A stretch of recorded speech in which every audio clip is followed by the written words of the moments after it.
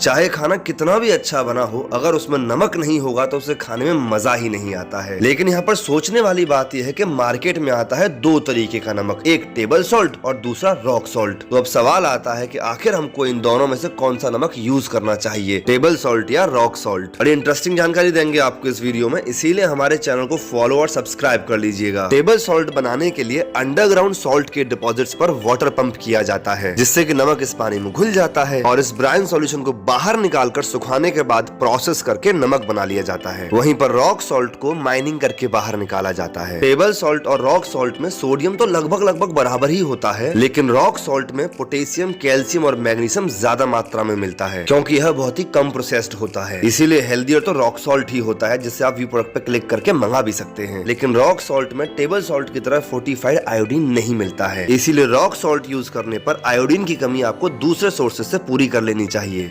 चाहे खाना कितना भी अच्छा बना हो, अगर उसमें नमक नहीं होगा तो उसे खाने में मजा ही नहीं आता है। लेकिन यहाँ पर सोचने वाली बात यह है कि मार्केट में आता है दो तरीके का नमक, एक टेबल सॉल्ट और दूसरा रॉक सॉल्ट। तो अब सवाल आता है कि आखिर हमको इन दोनों में से कौन सा नमक यूज करना चाहिए, टेबल सॉल्ट या रॉक सॉल्ट। बड़ी इंटरेस्टिंग जानकारी देंगे आपको इस वीडियो में, इसीलिए हमारे चैनल को फॉलो और सब्सक्राइब कर लीजिएगा। टेबल सॉल्ट बनाने के लिए अंडरग्राउंड सॉल्ट के डिपॉजिट्स पर वाटर पंप किया जाता है, जिससे कि नमक इस पानी में घुल जाता है और इस ब्राइन सॉल्यूशन को बाहर निकालकर सुखाने के बाद प्रोसेस करके नमक बना लिया जाता है। वहीं पर रॉक सॉल्ट को माइनिंग करके बाहर निकाला जाता है। टेबल सॉल्ट और रॉक सॉल्ट में सोडियम तो लगभग बराबर ही होता है, लेकिन रॉक सॉल्ट में पोटेशियम, कैल्शियम और मैग्नीशियम ज्यादा मात्रा में मिलता है, क्योंकि यह बहुत ही कम प्रोसेस्ड होता है। इसीलिए हेल्दियर तो रॉक सॉल्ट ही होता है, जिससे आप व्यू प्रोडक्ट पे क्लिक करके मंगा भी सकते हैं। लेकिन रॉक सॉल्ट में टेबल सॉल्ट की तरह फोर्टिफाइड आयोडीन नहीं मिलता है, इसीलिए रॉक सॉल्ट यूज करने पर आयोडीन की कमी आपको दूसरे सोर्सेज से पूरी कर लेनी चाहिए।